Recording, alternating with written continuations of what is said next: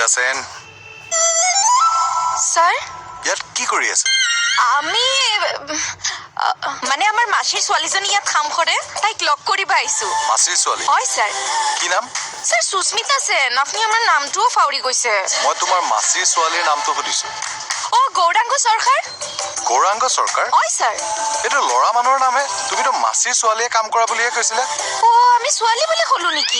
না স্যাৰ, ল'ৰা এই ইয়াতে এই মানুহ কেইজনৰ মাজতেই আছে। ঠিক আছে ব'লা। ক'ত স্যাৰ? এই দোকানখন মানে মোৰ ফ্ৰেণ্ড এজনৰ, তাকে আজি লগ কৰিব আহিছো। আহা।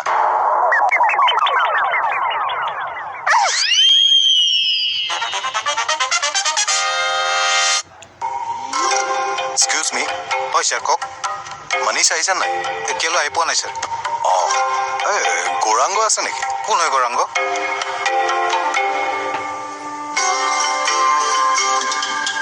নামটো গৌৰাংগ নাছিল জানো? স্যাৰ গৌৰৱটো তাক গৌৰাংগ বুলিয়ে মাতে, কিন্তু এওঁলোকে বা ইয়াত কি বুলি মাতে আমি নাজানো। হয় নেকি? ঠিক আছে ব'লা। ঠিক আছে আহিছো দিয়া। অঁ দাদা আহিলে কৈ দিম আপুনি অহা বুলি। ঠিক আছে ক'বা।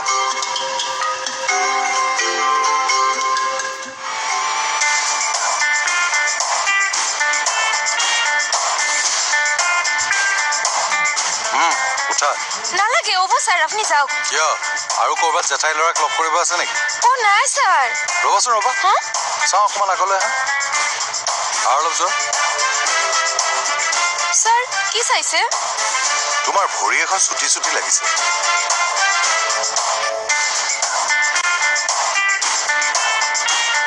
স্যাৰ ঠিকেই তো আছে, কিয় সুধিছে?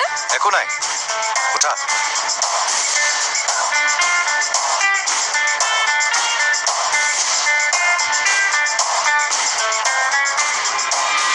প্লেটোৰ নাম শুনিছা? তোৰটো তুমি এনে লগাইছা। মানে প্লেটটো নাছে, প্লেট। প্লেট? মানে চাহৰ কাপৰ তলত যে লাগি থাকে দেখিছা কাঁহীখন সৰু, সেইখন হৈছে প্লেট। মই গম পাইছো, কিন্তু মই প্লেটোৰ বিষয়েহে কৈছো। সেইজননো কোন আছে হে? ৰাজনৈতিক চিন্তাবিদ। চিম্পাবিদ মানে সেইজনে কি কৰিছে? তেখেতে ৰাজনীতিৰ কথা চিন্তা কৰি বহুতো কথা কৈ গৈছে। বহু কথা কৈছে। আচ্ছা, গোটেই জীৱনটো চাগে খিনাই শুকাই মৰিছে। কিয়? গোটেই জীৱন যদি ৰাজনীতিৰ কথাই চিন্তা কৰিছে, চাউল দাইলৰ কথা কেতিয়া চিন্তা কৰিলেও? তুমি যে কি কৈ থাকা নহয়। এনে কৈছে আৰু।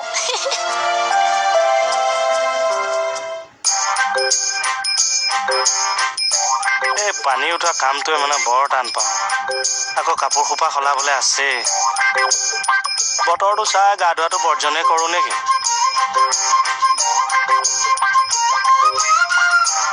যোৱা তললৈ কি চাই আছা?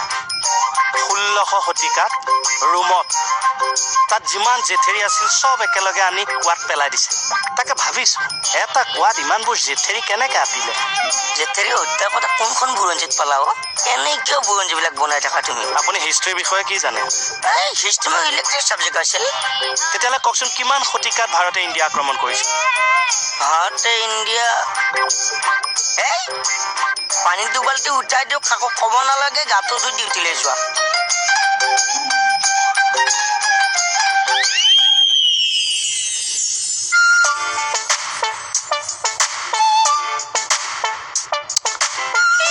চব মানে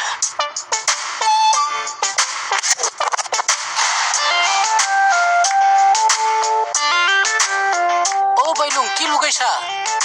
লেন্স কিয়? ষ্টাইলত। চকুৰে দেখা পাবি। কেলে নাপাম আকৌ? চাইখন ধৰকচোন। উমাৰ লেন্স ফুৰি যাব।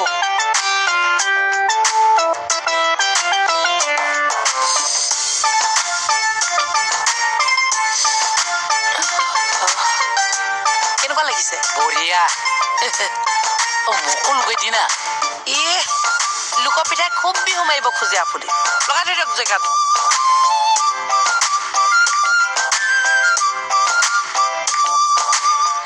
মই ৰাজনৈতিক নিৰ্বাচনৰ বিষয়ে পঢ়ি ভাল পাওঁ।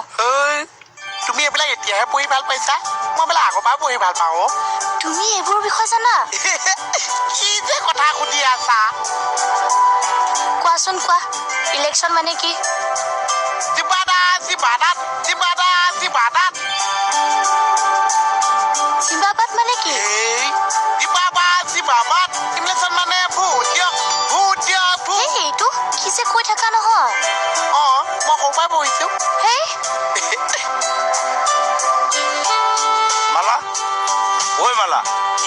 দস্তি কিন্তু ভাল জমিছে হয় নেকি মোহনে ইলেকশ্যনত ডেফিনেশ্যন যিহে দিছে তুমি হাঁহি মৰিবা মাজনীয়ে বাৰু ইলেকশ্যন পলিটিক্স এইবোৰ কথা মোহনৰ লগত পাতিব লাগেনে পাতক দিয়কচোন অন্তত তাই মনটো ভাল লাগিব এৰা সময়খিনি পাৰ কৰিছে যেনে তেনে বেচেৰিয়ে নকবচোন আমাৰ মাজনীক বেচেৰি বুলি নকব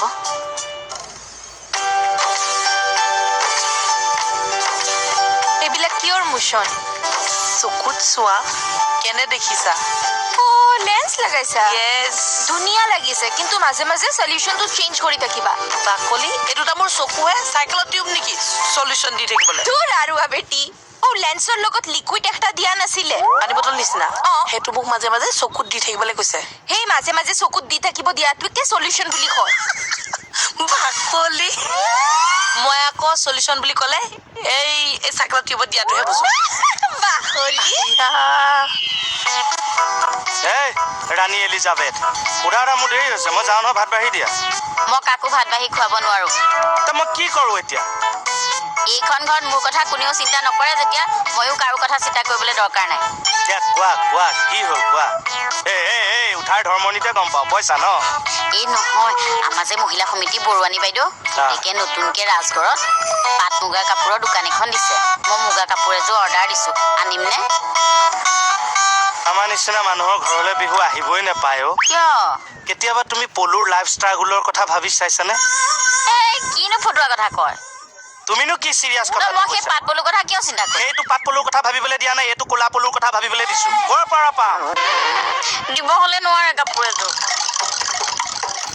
তেৰিকা যোৱাই কিয়নো হাল্লা কৰি আছা বাৰু চাওকচোন বিহুটো আহিছে অতদিনৰ মূৰত অ। এওঁক আকৌ এতিয়া পাট মুগাৰ কাপোৰ এযোৰ লগা হ'ল ক'ত বা বিহু মাৰিবলৈ যায় এই বিহু নাচিবলৈ নেলাগে নহয় এনেইহে পিন্ধিম এনেই তই কোনটো খোলত পাট মুগা কাপোৰ মেৰিয়াই থোৱা দেখিছ ক' খোলত মুগাৰ মেৰিয়াই ক'তনো তেতিয়াহ'লে জেং বিহু মাৰিবলৈ যোৱা যোৱাই বিকুল অকণমান আছো তুমি ভাত কেইটা বাঢ়ি দিব এতিয়া হ'ব আহা ইমা বিয়া পতা অত বছৰ হ'ল আজি মুগাৰ কাপোৰ খং উঠি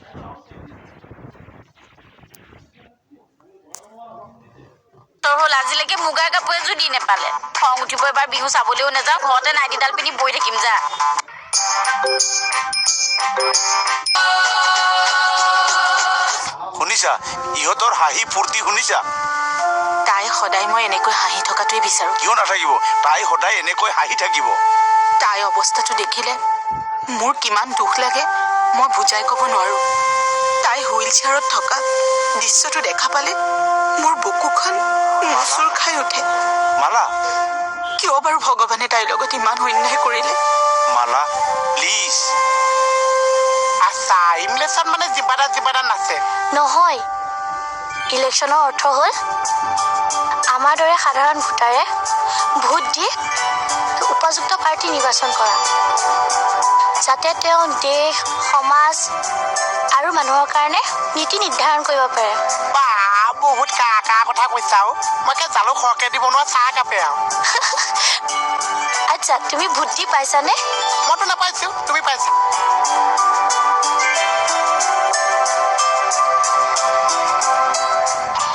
স্যাৰ ফাইলটো লওক দিয়া এই সুস্মিতা গৌৰাংগ চৰকাৰৰ আচল নামটো কি স্যাৰ কোন গৌৰাংগ চৰকাৰ তোমাৰ মাহী ল'ৰা গৌৰাং চৰকাৰ নহয় জানো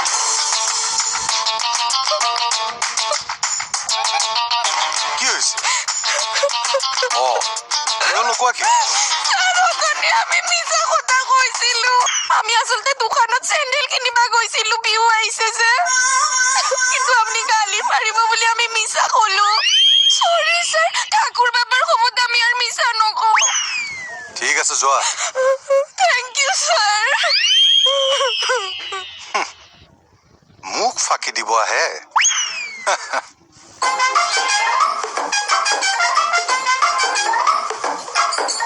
যোৱাই গা ধুলা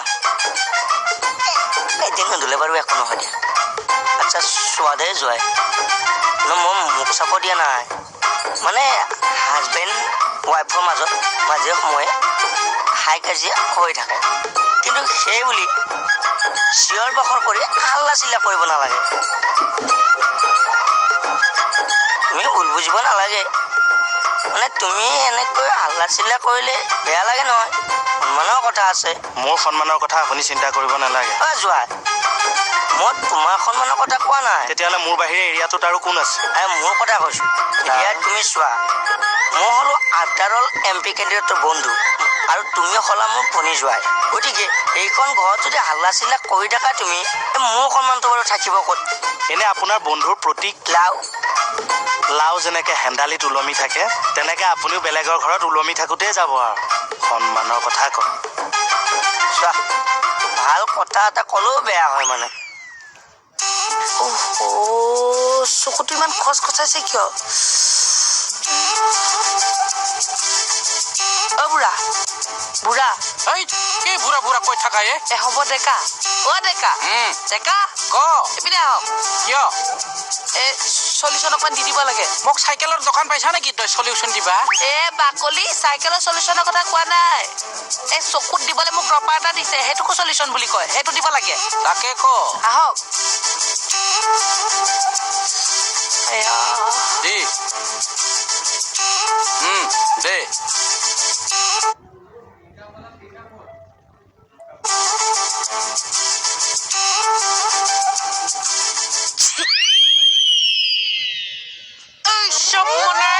চকুত দিবলৈ কৈছো, কিহৰ নাকৰ ফুটাত বহাইছে আপুনি? হাতটো কপি গেছি। মই তোমাৰ চুবৰ হাতৰ কপনি উঠাবলৈ আহিছে ইয়াত। এনে মস্ত চলিউশ্যনটো দিবা আহিছে মৰা ঘৰটো।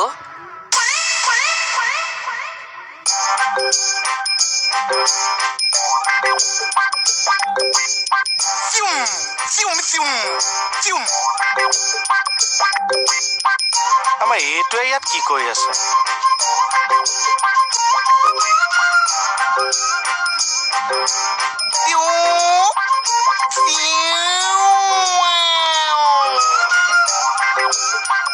কি কৰি আছা? চাকৰি কৰি আছে। ক'ত চাকৰি ক'ত? এইটো এইটো মই যে কৈছিলো পইচা এইটো চাকৰি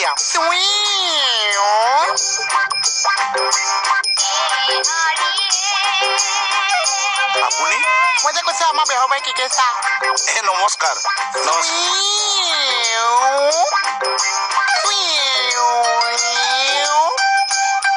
দেখিছা মোৰ দেউতা আছে দেউতা আৰু যে মোক বহুত মৰম কৰিছে। হয় নেকি?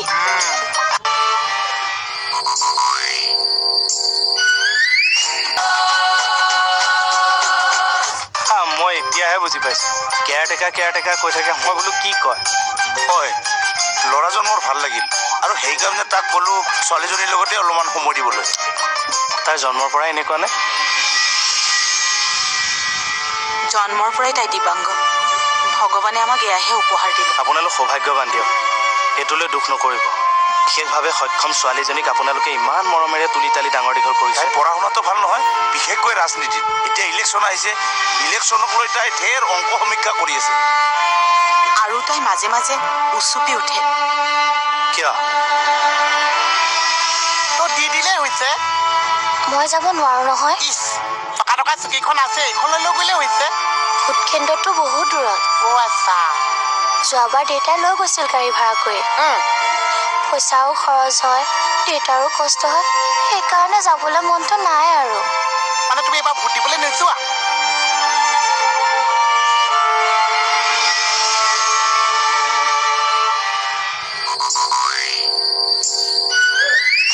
ছাৰ কোৱা ছাৰ মোৰ ফালে চাওক, কি? চকুলে চাওক, কিয়? লেন্স লগাইছো। ননচেন্স! Out out! লেন্সটোহে দেখুৱাইছো। মই যাব দিছো নাই তোমাক? পাগল চব এইচব লেন্স লগাই দেখুৱাবলৈ আহে। ষ্টুপিড।